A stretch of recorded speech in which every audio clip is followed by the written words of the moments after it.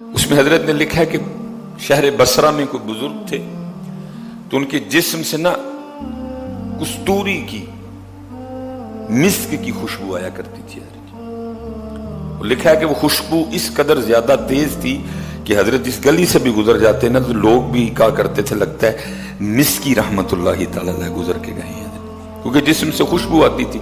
اس لیے اصل نام لوگوں کو بھول گیا، لوگوں کو یاد رہ گیا مسکی. لوگ ان کو مسکی کہا کرتے تھے کیونکہ آپ کے جسم سے مشک کی کستوری کی خوشبو آیا کرتی تھی. لکھا جب حضرت نے مسجد میں داخل ہوتے لوگوں نے کہنا مسکی رحمت اللہ تعالی علیہ آ گئے. اصل نام لوگوں کو بھول گیا، ان کا نام ہی پڑ گیا مسکی، مشک بار، جس سے مشک کی کستوری کی خوشبو آئی. وہ لکھا ہے کہ ایک دن کسی نے بڑا اصرار کر کے نا حضرت سے پوچھا، حضرت آپ کون سی خوشبو لگاتے ہیں؟ میں تو کوئی خوشبو نہیں لگاتا. تو حضرت جی جو آپ کے جسم سے کستوری کی خوشبو آتی ہے یہ کیا ہے؟ آپ نے فرمایا میرا واقعہ بڑا عجیب ہے.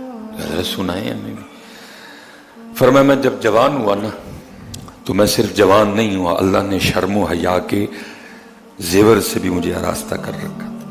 اللہ نے شرم و حیا کی دولت مجھے وافر مقدار میں، آنکھیں نیچی رکھنی، یہ شرم و حیا ہے نا، آنکھیں نیچی رکھنی، چلتے ہوئے حضرت ایسے ایسے نہیں چلنا، نہیں، نگاہیں نیچی رکھ کے چلنا، یہ شرم و حیا کی دولت نہیں. تو اب تو دکھ کی بات ہے حضرت جی،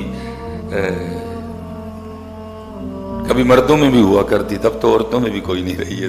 اب تو وہ بھی اس طرح چلتی ہیں کہ خود اپنا آپ بچا کے چلنا پڑتا ہے. ویسے تو سفر پہ رہتے ہیں، بڑی کم نوبت آتی ہے کہ کبھی کسی گلی سے گزرنا پڑے. اگر گزرنا پڑے تو بھائی خوف آتا ہے ہو کیا گیا. اور کبھی یہ دولت مردوں کے پاس بھی ہوا کرتی تھی کہ وہ اپنی نگاہیں نیچی رکھ کے چلا کرتے تھے. مسکی رحمت اللہ تعالی کہتے ہیں والد صاحب بھی صالح تھے اور ان کا نیک ہونا مجھ پہ بھی اثر انداز ہوا. ظاہر ہے جی بے نماز کا بچہ بے نماز ہی ہوگا نا، ٹھیک ہے جی، اکثر و بیشتر. اور جو نمازی ہے اکثر و بیشتر اس کا بچہ بھی نمازی ہوگا کہ اس کو فکر ہوگی کہ بھائی میں اپنے بچے کو بھی نماز کے لیے کہوں. جو خود قرآن پاک کی تلاوت کرنے والا ہے اس کے بچے بھی کریں گے آگے سے. جو خود ذکر و اذکار کرنے والا ہے آگے اس کے بچے بھی کریں گے.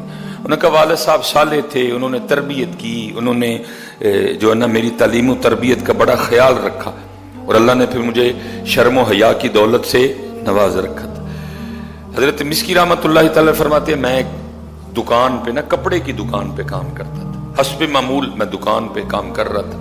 ایک بڑی آئی اور اس نے آ کے نا کچھ کپڑے پسند کیے اور پسند کر کے نا میری طرف اشارہ کر کے کہتی ہے کہ آپ اس طرح کریں کہ اس نوجوان کو میرے ساتھ بھیجیں، میری مالکن نے جو کپڑے اس میں سے رکھنے ہوں گے نا وہ رکھ لے گی اور جو نہیں رکھنے ہوں گے وہ واپس بھیج دے گی اور جو رکھے ہوں گے ساتھ ان کی قیمت بھی اس بچے کے ہاتھ بھیج دے گی.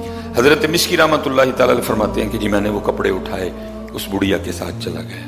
ایک بڑے سے گھر میں داخل ہوا، ایک کمرے میں مجھے بٹھا دیا گیا. ایک عورت آئی اور اس نے آ کے سب سے پہلا کام یہ کیا کہ میرے کمرے کو نا چٹکنی کنڈی لگائی. میں گھبرا گیا. پھر وہ میرے پاس آ کے بیٹھ گئی. میں اٹھ کے اس سے تھوڑا دور جا بیٹھا، لیکن اس وقت اس پہ شیطان اور شہوت غالب تھی. اس نے میرے سامنے اپنے ارادہ بد کا اظہار کیا اور مجھے دعوت زنا دی. میں نے اسے کہا کچھ خدا کا خوف کہا، کیا تجھے اس بات سے ڈر نہیں آ رہا کہ اللہ پاک تجھے اور مجھے دیکھ رہے ہیں؟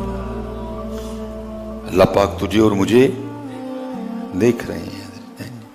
لیکن اس وقت اس پہ شیطان سوار تھا، شہوت کا غلبہ تھا. نہ خدا، نہ خدا کا رسول، نہ قبر، نہ حشر، نہ سوال، نہ جواب، نہ رب کے حضور پیش ہونا، اسے کچھ اس وقت یاد نہیں تھا. بس وہ یہی ارادہ رکھتی تھی کہ میں اس سے اپنی نیت بد، اپنا ارادہ بد پورا کر لوں. مسکی رحمت اللہ تعالی فرماتے ہیں میں نے اپنے اللہ کو پکارا اور اس وقت میرے دل میں ایک بات ڈالی گئی. میں نے اسے کہا چل اگر تو نہیں باز آتی تو مجھے پیشاب کی حاجت ہے، میں ذرا بیت الخلا ہو. اس نے کہا. حضرت مسکی فرماتے ہیں کہ جب میں بیت الخلا میں گیا نا تو وہاں ظاہر گندگی انسانی غلاظت پڑی ہوئی تھی. فرماتے ہیں میں نے بڑا حوصلہ کر کے نا وہ غلاظت اٹھائی اور اس کو اپنے چہرے اور اپنے جسم پہ نا مل لیا. हाय हाय हाय, आज इतना बुरा हाल है हजरत, हम मौके ढूंढते फिरते हैं कि गुनाह का मौका मिले।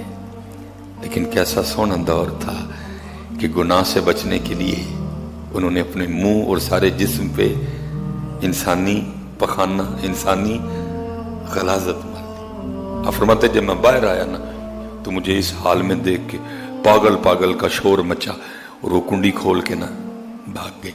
मैं भी बाहर निकला, एक बाग में पनाह ली, वहां मैंने अपना सारा कुछ जो है ना उसको धोया, अपने रब का शुक्र अदा किया, या अल्लाह तूने बचा दिया।